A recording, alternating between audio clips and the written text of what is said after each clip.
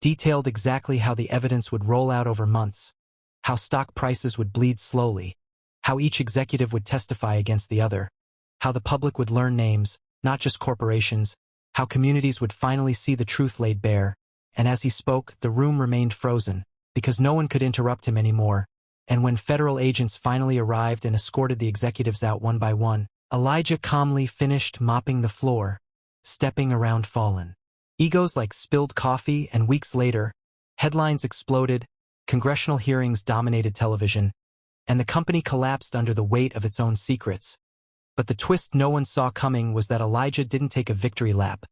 didn't give interviews, didn't write a book, because his goal had never been fame, it was correction. And when a nonprofit quietly emerged to support victims of pharmaceutical malpractice, funded by seized assets and guided by an anonymous advisor, Elijah returned to school classrooms as a guest lecturer, teaching ethics to future scientists, and the final silence, the most powerful one,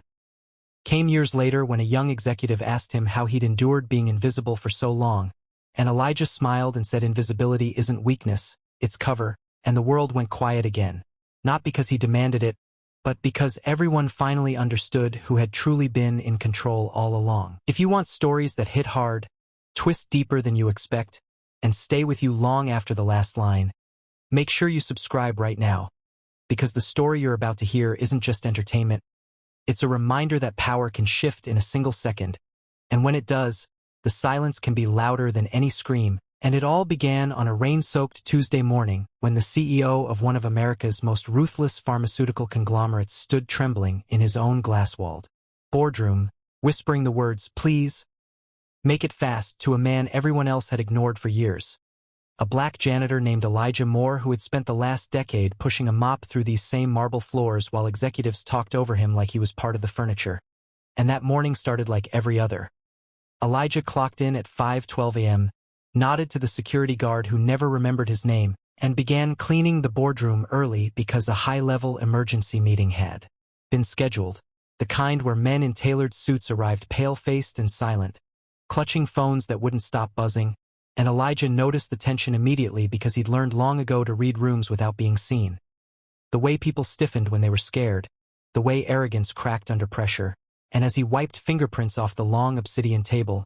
he overheard fragments of conversation about subpoenas, leaked trial data, a whistleblower who couldn't be found, and a federal task force landing in New York by noon, and still no one acknowledged him until the CEO, Richard Halden, stormed in red-faced and sweating, barking orders, knocking over a chair, and snapping at Elijah to hurry up, and Elijah quietly said, "Yes, sir," like he always did, though something in his eyes lingered a second longer than usual on the CEO's trembling hands, because Elijah knew those hands.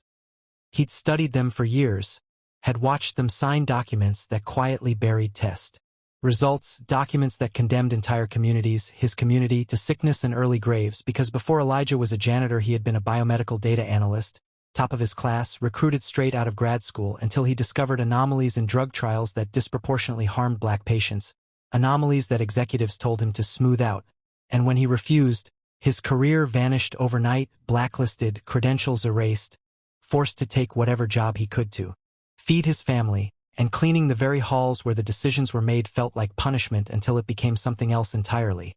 Because from the shadows he listened, he remembered, he collected, and on that rainy morning, as the boardroom filled and the meeting began,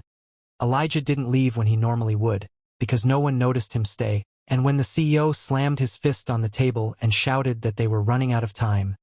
Elijah calmly reached into his cart and pulled out a small, nondescript flash drive, setting it gently on the table, and the room went silent, not because of what it was, but because of how confidently he placed it there, and when the CEO snapped, "What the hell is that?"